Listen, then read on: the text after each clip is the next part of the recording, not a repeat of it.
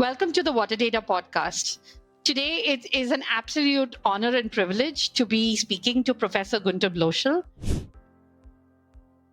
The reservoirs that have been built for other purposes, irrigation and hydropower production, they can also make a contribution to reducing the floods.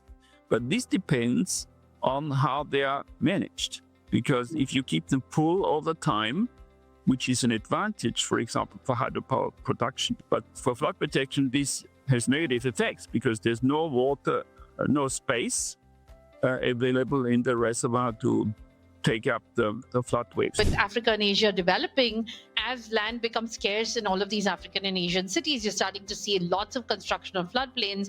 What happens in ungauged basins in the developing world, where you don't have adjacent gauge basins to kind of extrapolate from?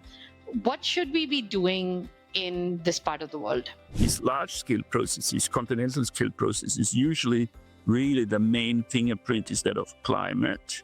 Much less effect of river works, hydraulic works, levees, dams, land use change. You really, at that scale, really this effect is minor. Locally, this can be very important, but at the continental scale, you see the fingerprint of climate.